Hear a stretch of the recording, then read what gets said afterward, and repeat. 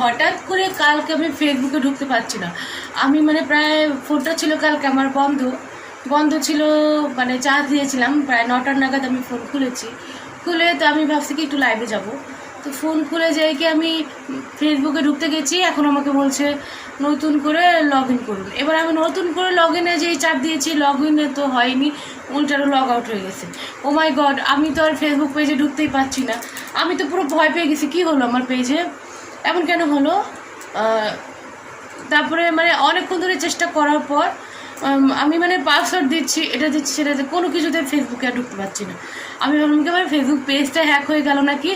তারপরে সে না হঠাৎ করে আবার নতুন করে পাসওয়ার্ড দিয়ে ঢুকতে হলো ফেসবুকে। তারপর দেখছি যে কিছুক্ষণ পরে, মানে অনেকক্ষণ পরেই আর কি দেখলাম ফেসবুকে ঢুকতে পারলাম।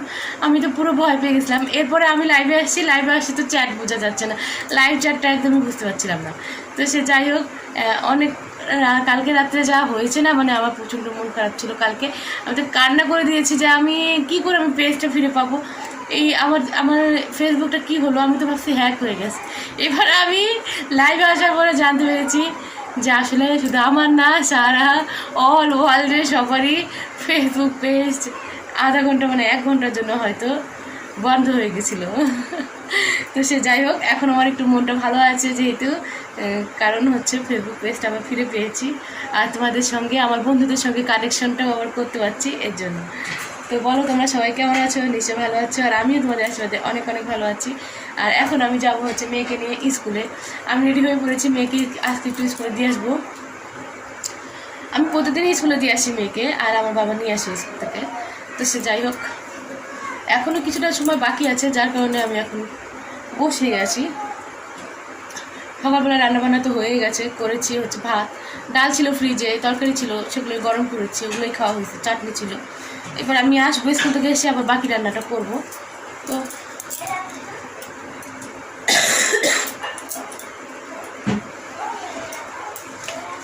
ব্যাগ ট্যাগ নিয়ে আমি এখন রেডি, চলে যাই স্কুলে যাই, তারপর তোমাদের সঙ্গে কথা হবে। তো আমি মেয়ের জন্য একটু টিফিন করে নিলাম, আর মেয়েকে ভাত খাইয়ে দিয়েছি, স্কুলে নিয়ে যাবে একটু টিফিন, তো ওর জন্য একটু করে রেখেছিলাম আগে থেকে, গরম তো ঠান্ডা করে করার জন্য রেখে দিয়েছিলাম। তো এখন আমি গুছিয়ে নিচ্ছি, আর জলের বোতলেও জল ভরা হয়ে গেছে। এবারে চলো মেয়েকে নিয়ে আমি রেডি হব।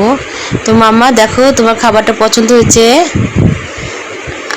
যাক, আমার মেয়ের পছন্দ হয়েছে তো হয়ে যাবে। তো এখন আমি এগুলোকে একটু ব্যাগে ভরে নিই, আর তারপরে যাবো হচ্ছে মেয়েকে নিয়ে স্কুলে।